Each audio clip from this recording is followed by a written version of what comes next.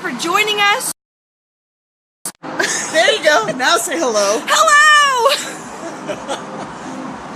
Thank you for joining us. You are at the inaugural kickoff of our new podcast, Two Flew Over the Cuckoo's Nest. Now you may be thinking to yourself, those girls are stigmatizing mental illness. Why would they use a movie like that? Well, we don't really care what you think. I'm just kidding. I'm joking. I don't care. We think it's funny.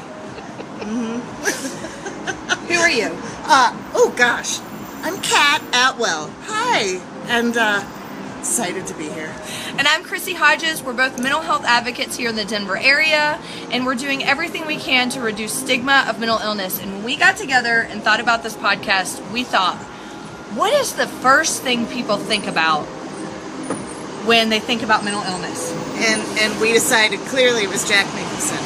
The first thing people think about when they think about mental illness is One Flew Over the Cuckoo's Nest. And so I probably had a drink or two, and I was like, maybe we should just do Two Flew Over the Cuckoo's Nest. And we both went, yeah, this is happening. Oh my gosh, that's exactly what we're doing. So we're here to help destigmatize mental illness, not perpetuate it, and we hope you enjoy all that we have to offer. Kat? I was just going to mention that what's important here is to recognize that we're trying to do this with a sense of humor as well, because oftentimes I think the message gets lost because we are so serious all the time. So this is supposed to be enjoyable for everybody and educational. Excellent. So we are going to pull this a little closer because I'm worried about the sound. Oh, all right. Our connection is weak. Uh-oh, our connection is weak. Well, if we lose you, we'll come right back on because you know where we are? We're at the Lincoln Station Bar, otherwise known as the Funky Buddha, downtown Denver. If you want to come on down and join us, are you going to be playing a set? Lincoln. I'll be DJing. Yeah. Oh, and our guest, our live guest here who we're about to interview is going to be DJing a little bit later. Woo! Give you some techno! Very excited. Yes, 8th and Lincoln in downtown Denver. And it is a glorious day, and we get to sit outside and talk about stuff. So let's get on it, and let's start talking about some stuff. Yep. Kat is going to scoot over this way, and then we're going to have Chris Lawrence scoot on in here to talk to us today. AKA DJ Chris Epic. Come on in, Chris! Hey, everybody. Chris Lawrence is also known as DJ Epic here in the Denver area. Chris Epic, that's correct. Oh, Chris Epic. And if you're hearing the sounds of the traffic flying by, it's because we're right in the heart of Denver trying to celebrate mental health awareness. Woo! To kick that off, we're going to have Chris introduce himself. Who are you? Well, my name's Chris. I am a mental health and substance use professional. I'm an addictions counselor, and I've been in the field for about 2 years. I work at Mind Springs Health, the largest community mental health center in western Colorado. There's 26 centers, and I work in the largest one in Grand Junction. And I started off in detox and worked my way up as a case manager. I do groups, and I just recently got my certification level 2 for addiction counselor. Also a master's student in a mental health program for counseling. Excellent. We need more people like you. Yeah. Get up close. I Show just want them to who see you're the at. light. There's the light. Hey, everybody. Show them who you are. Woohoo! All right, Chris. I know Chris and I are very close right now. I just want you to know. And so, but this is what we want to do. We want to get close with people That's right. who are living in recovery with mental illness. We want to bring their stories to you. And today we're going to talk about Chris's story. That's right. So Chris is going to share with us a little bit about his journey with the substance use disorder and how he is living now in recovery and all the wonderful things that he is doing to change the way people view substance use. Chris, you want to tell us some story? Sure. So I came from a few generations of addiction, alcohol, and substance abuse, and my father was a heavy drinker and drug user, and our family fell apart as a result of that when I was 10, and that was like probably the worst thing that happened to me in my childhood was the separation of my parents and the divorce. And then I started actually right after that smoking cigarettes and smoking pot at around 12. The light's kind of bad, though. There we go! There's the Yeah. light. And, high-risk behaviors, and, I struggled with attention deficit disorder and trauma. And both my parents are survivors of sexual trauma as children, which also has a developmental effect when, two people with dealing with those problems are raising kids. So I had a lot of struggles, and,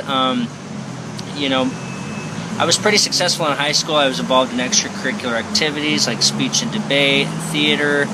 But once I got out on my own and moved away out of town, I started experimenting with pretty hard drugs, methamphetamine, ecstasy, club drugs. I got into the rave scene in '99, became a DJ in 2000, and it was just a non-stop party for me for several years. But I got involved in the criminal justice system from DUIs and other arrests, and there were a few short stints of sobriety that I tried, but I kept relapsing, and I got into a pretty chronic state of alcohol use where I couldn't go a day without drinking without going into withdrawal. So I was actually physically dependent on alcohol. In 2012, I experienced the relapse of my dad. He was sober for about 18 years, became a very successful real estate developer in western Colorado. And when the real estate market crashed in 2008, a couple years later, he relapsed, and his drug of choice was crack. And when I discovered that kind of brought me right back into when I was 10 years old and our family fell apart. All those resentments, all that pain, on top of me being at the peak of my substance use. And so the best way that a codependent knew how to cope in a situation like that is I started using drugs with my father. And, in about 2011, I was watching an intervention TV show, and I noticed that, Look at all those hearts! oh, look at all those hearts. That's awesome.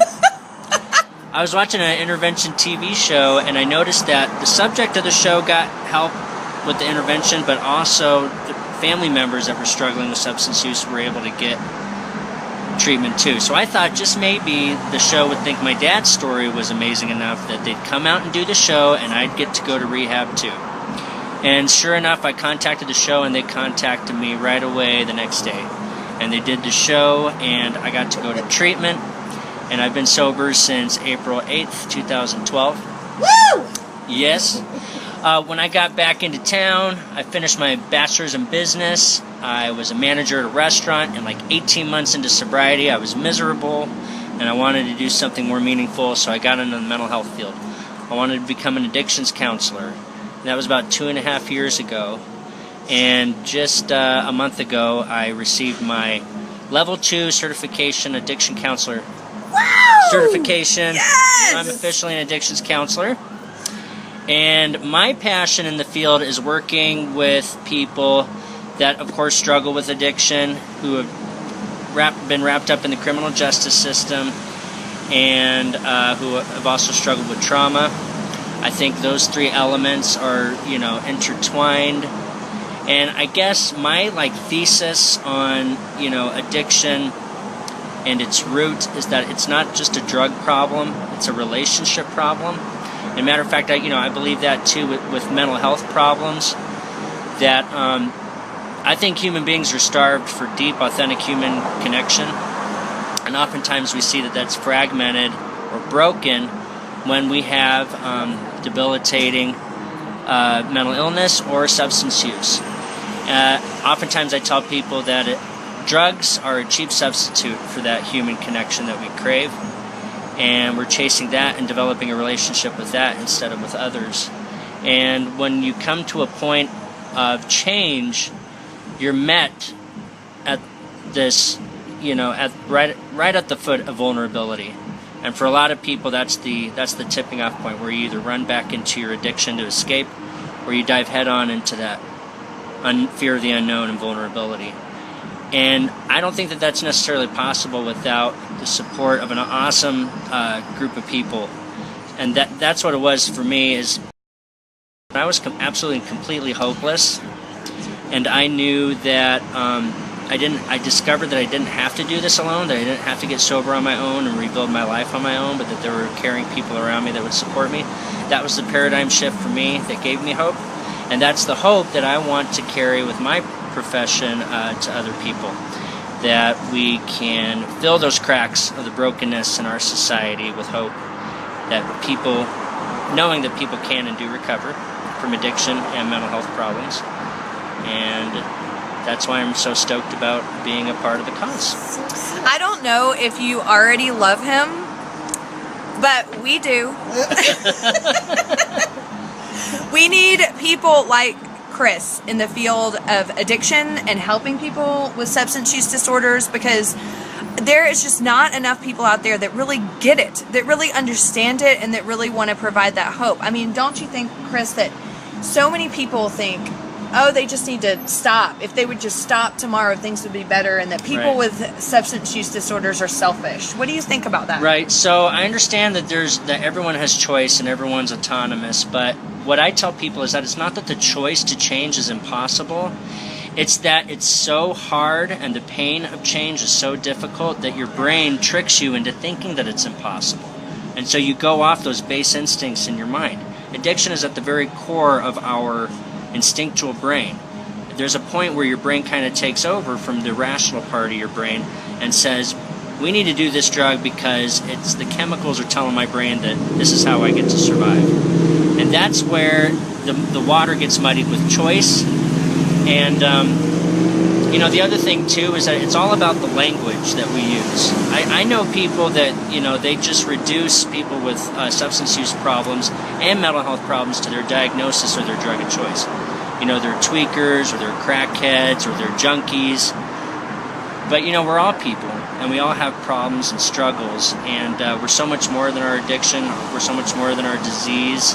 And I think when we're able to discover compassion and humanize addiction and humanize it along with a whole slew of other problems that we have in our society, then I think people would be more open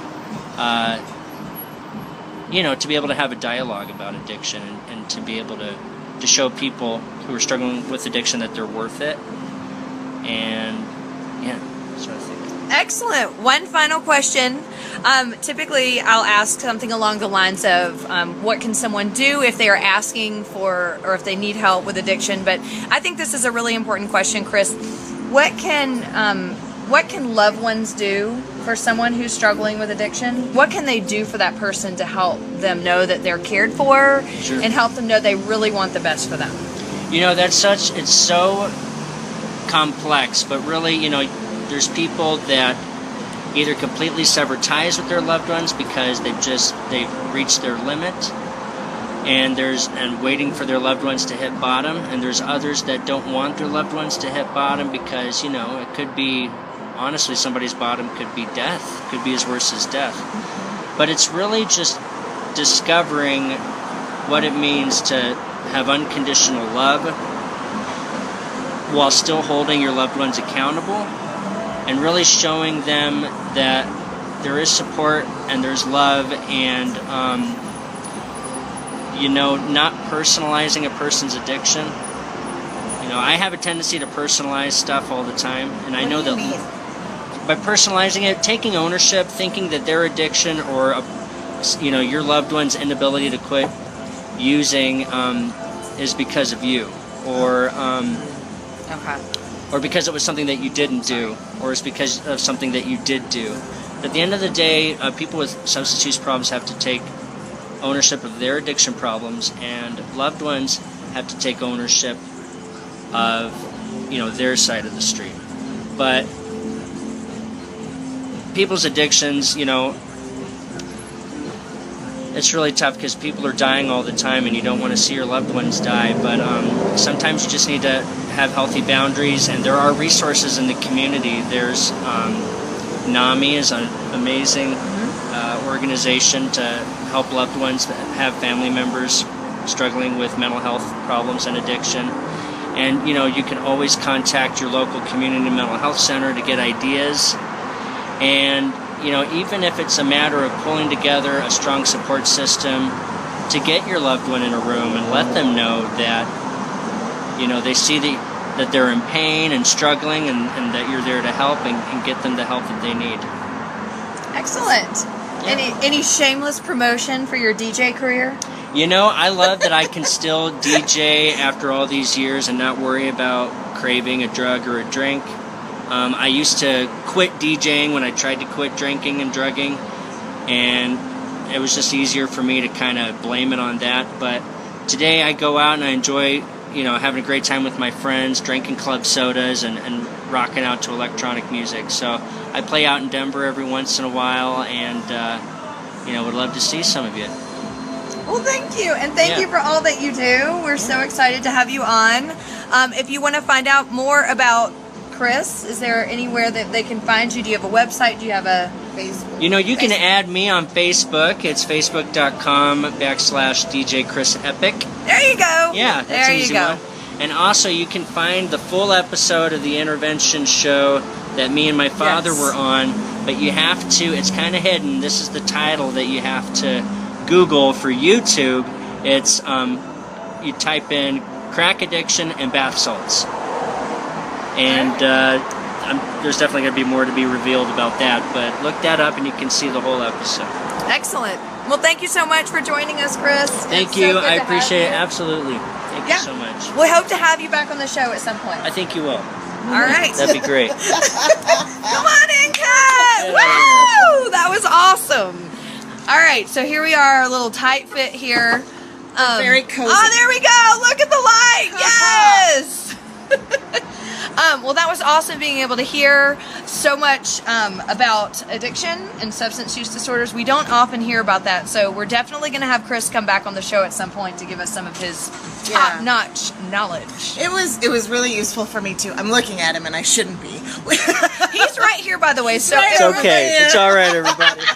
It's useful for me because I actually lost one of my best friends to substance abuse and depression. So finding out how you can help people without getting too involved, that's something that I have a tendency to do because the whole fixer mentality, some people call it codependency. But, you know, and finding out about community resources too, I think is really important. So I'm really grateful that Chris was able to come on here. Alrighty, well now let's get right to it.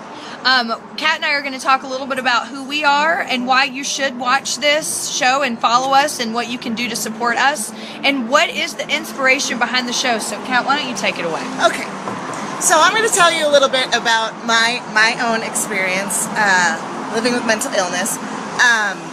I was first diagnosed with anxiety and depression about 20 years ago, and I didn't really take it all that seriously, I guess, because I sort of figured, well, everybody has anxiety and depression to some level. I didn't really invest a whole lot of effort into therapy, although I went, but I wasn't, you know, I was hearing, I wasn't listening. I wasn't listening. You know what I mean. I wasn't absorbing the information and tools. She was hearing but not listening. Right. What? I'm just making that. See what I did? Anyway, so it wasn't until 2006 that I had moved out here from Kansas City to Denver, and I had taken a new job, and the stress that came with that new job and some bad experiences in the workplace put me into a very, very depressive state. And up until I got married, I was really good at hiding my symptoms of mental illness because I'm really outgoing. I love to do comedy and I'm very extroverted. So I wore that mask whenever I was outside. But when I was on my own, I would isolate. I'd have trouble eating. I wouldn't clean, and I would obsess. My inner critic and my self-stigma was and continues to be my biggest challenge. Once I was married, though, my ability to hide my symptoms became really difficult because my husband was there all the time. And I wound up hospitalized in, I think, March or April of 2006. So about 10 and a half years ago, which is really insane. And at that time, I was diagnosed with bipolar disorder, a generalized anxiety disorder, and panic disorder. I went on disability for about 6 months and sort of had to start from the ground up and actually take my mental illness seriously, accept it as part of who I am, part of my fabric, without indicting myself for being some kind of failure of a human being. You know, I and know that. right? And so Chrissie is agreeing right now. I know that. And so I had to sort of build myself from the ground up at that point in time. Actually, this is great. So one of the reasons that I got very active in advocacy was because one of the tools that kept coming up with doctors was you need to exercise more. You need to exercise more. That's going to help you with your, is it serotonin, or I don't know, with a chemical that'll make you happier. And Oh yeah, just go for a run. Everything will be better. that'll make it Get all off the better for couch. you. But it's valid when you don't move, especially as someone in living with anxiety or in the midst of a panic attack. You have a tendency to go into prey mode. And what I mean by that is, if you picture like the Serengeti, and there's an animal, I don't know, some sort of deer or ibis. I think that's what the little hoppy antelope things. What? And there's a predator. Let's say that there's a lion coming at him. The antelope freezes. Prey. P-R-E-Y. I was like prey? Not prey. Not Please prey. help me. Like, I'm a tiny animal and I'm about to die. All right. So you freeze. You don't move your eyes around, and oftentimes that freezing point would lead me into a depressive state. So, but I hate exercise, and I'm gonna be honest, also a challenge that continues. So I'm like, okay, well, how can I exercise while helping somebody else? And so I started doing fundraising walks. I did the NAMI walk, National Alliance on Mental Illness, and that got me more involved in NAMI, and I found out that I really liked educating people and connecting with other people with lived experience with mental illness. And I became an In Our Own Voice speaker with them, and really over the past few years, stuff has just shot up, and the more people that I meet that are involved with helping break down stigma and hearing other people's stories to break down my own self-stigma is amazing. And yeah, I still do this, and I'm still the antelope on the Serengeti from time to time. Yeah, I met people like Chrissie. I mean, come on.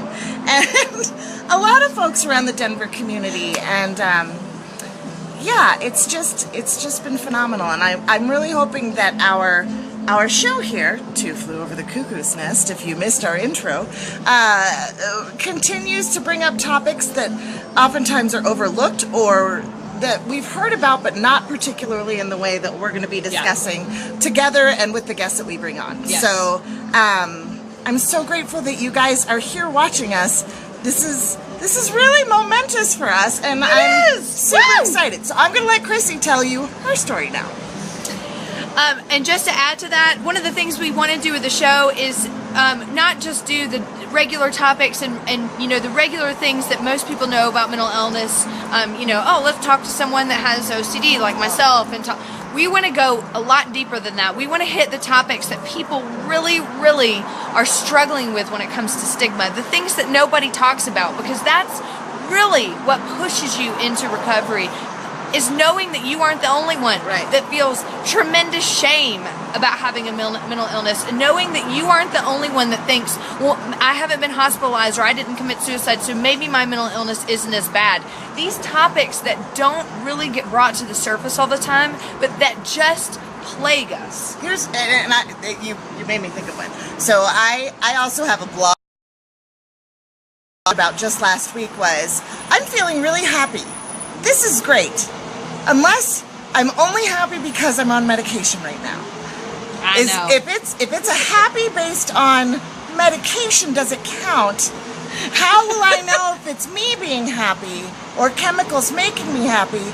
Holy crap, what if I get too happy and go into a manic episode?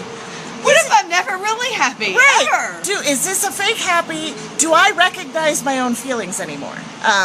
So topics like that. Back to Chrissie. Things that you and I and everybody else that suffers with mental health challenges, those things that we deal with all the time and we think we're so alone in. Let me tell you something. We ain't all alone. No. Nope. All right, so let me quickly tell you about me. For most of you who've been following the show for a long time, you're like, oh, here we go again. We got to hear Chrissie's story. So I'll make it brief for you. My name's Chrissie Hodges. I'm a mental health advocate here in Denver, and I typically talk about OCD and pure OCD and suicide prevention and stigma. Stigma is my big thing. Why? Because I spent 14 years buried underneath my own personal stigma. Just briefly, symptoms of my illness started when I was 8 years old. My biggest fear ever was worried I was going to throw up. Yes, I still have it. So, just so you know, I have not gotten the ERP for that one. Probably not going to, because I don't want to have to put vegetable soup in my mouth and spit it in the toilet. Anyway, so... So anyway, as I got into my teenage years, my obsessions became really dark and ugly and scary and violent and sexual and everything else. Sexual obsessions, you may think, wow, that seems like a lot of fun. No. Not these sexual obsessions. And so anyway, I lived in silence for 12 years until I couldn't anymore. I didn't even know I had an illness. And my only solution was suicide. Typically what I tell people when I say that is, I don't want you to misunderstand this. I did not want to die.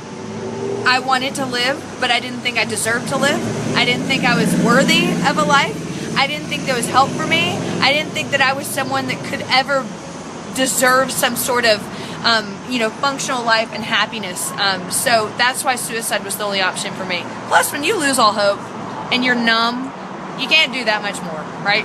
So anyway, I survived. Oh, thank goodness.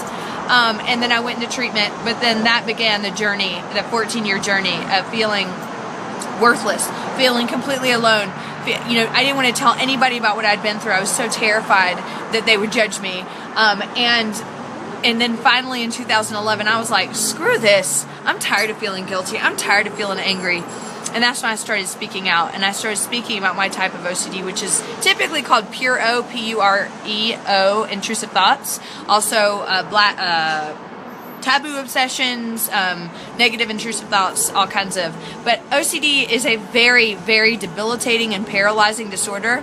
But it's interesting a lot of times, and this is a topic I'd like to broach sometimes. It's interesting, people will be like, well, OCD isn't a major mental illness. That just makes us feel really stupid. Did you want to say something? No, I will say this. Up until when I met Chrissie and some other peer advocates, I have one eye. I didn't know much about OCD either. And so it's really been a steep learning curve for me. And I've read a couple memoirs about it.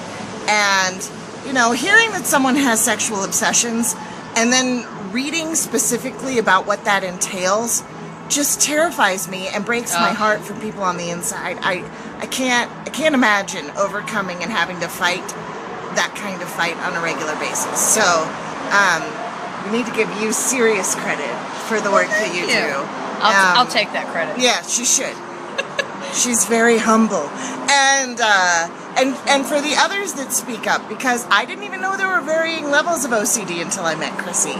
And I totally bought into a lot of the memes online and that kind of thing without taking into account that these are impacting people, minimalizing their experience and their pain. So, yeah. Don't be taking them Facebook OCD quizzes. No. Don't you do it. I learned the hard way. Side. It's bad. Anyway, my hope for the show, and I was just kidding at the beginning when I was like, we don't care. We do. Yes. The thing is that we wanted to bring awareness to the language that people use, the real stigma and the real way people think about mental illness, which sadly is one flew over the cuckoo's nest. That is what people think about. They have that image of Jack Nicholson with the lobotomy things on his head, and Nurse Ratched. Well, let me tell you, there's still some Nurse Ratcheds out there. But anyway, probably one final thing that we want to tell you is that you have the opportunity to support us and to be a support to this cause. We are going to figure out some really cool incentives for people who want to support us. And you can do that financially. You can do that by spreading our videos and all the material we put out. We're here to help us all break down stigma. And one way you can support us is by going to patreon.com/2flewoverthecuckoosnest. We are, the show is listener supported right now. Right. And so you can pledge anything from $1 per show up till, $1,000 per show. If that's I'm what you totally wanna do. okay with $1,000 per show. Don't let anything hold you back. Another thing too is I'm in the process of getting us set up with a blog and with a Twitter handle so that we can interact more with social media. So you'll be able to read stories throughout the week as well. Kat, tell them. Yeah. Tell them the Okay. Twitter handle. Tell them. We brainstormed about our Twitter handle because, all the names are taken, but this morning, Angel sang. And so our Twitter handle is going to be @nutswithguts. Wow! Pretty awesome. You've seen One Flew Over the Cuckoo's Nest or been on our Facebook page, that'll make more sense. So, and likely the blog is going to have the name too, but we'll put that information out as soon as we get everything set up. This is going to be big. And if you think to yourself, why are those girls stigmatizing themselves by calling themselves nuts? The reason why we are is because it is an actual quote that you will see on our Facebook page by Jack Nicholson, Right. who we're going to have him on the show at some point. I'm Yes. just putting it out there. He needs to come on. Manifestation. He needs to fess up to contributing to mental health stigma. Right. We're going to put him on the spot. Yep. Anyway, so we want to do that just to bring awareness to what the historical stigmatization has been of mental illness, and so so people will see it and they'll be curious, but maybe they're going to be angry. We'll take that too. Bring your anger on, and then we'll show you that we're here doing the work that we can do to try to break down the stigma and just help us all to feel less alone. Yeah. I mean, Really? our big, feeling less alone is important. I would suggest doing a live Facebook cast with a very tiny phone so that you can snuggle up next to another person like we are right now. Because contact and human touching is important. Thank goodness it's fall. That's all I have to say. Also, I think with our show, what we're trying to do is improve things going forward, not just for ourselves living with mental illness, but like Chris mentioned earlier, for our family members, for people in our community, for our coworkers. So we're happy that you're here, and Yes. we hope to see you again more because we don't plan on leaving Yeah. ever. Nope. So yes, if you've just joined or if you're interested in supporting us, please share the video, share any of the content we share on the Facebook page. Right. Go to Twitter and find us at Nuts with Guts. Yep. And if you want to support financially, which is you can pledge anything seriously from $1 up per show.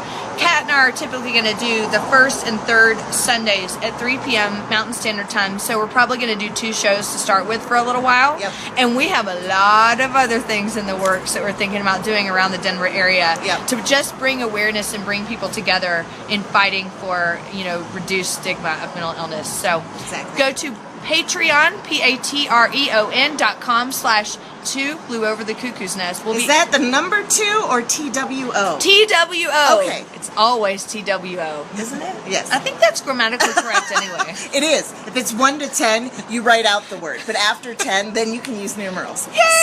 See, you're learning things that have nothing to do with mental health as well. All right, so thank you for joining us. We'll be back in 2 weeks. I don't know if we're going to be live because this is really... Cozy. Yeah. Cozy is the right We word. may do a video. What? We're not sure. We may do audio. I don't really know. She just snorted in my ear. I did.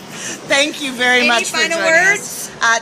Just thank you, and I'm excited, and I hope that you learn from us and relate to us and get pissed off at us if you need to, because it's very possible that we're going to learn things from you as well. Yes. So thank Yes. you. Open dialogue is key. Thank you for all your support, and please feel free to reach out to us by message on Facebook, 2 Flew Over the Cuckoo's Nest. If you have topics you're interested in, if you want to see some more content, or if there are people that you think would be great on the show as well. Hi, Laura Ferguson! Hello! We just saw that you said hi! That's very exciting. So, yes, we should. That's a great idea. Chrissie, go forward with asking your employer to sponsor the show. That'll be on the agenda next week. Alrighty. Thank you so much for Joining us today. We're excited to be doing this and breaking down all the stigma. We can't wait to see you in 2 weeks and whatever we have in store. So you've been listening to Chrissie Hodges, Cat Atwell, and you are watching Two Flew Over the Cuckoo's Nest. Bye. Bye. We don't know how to stop this.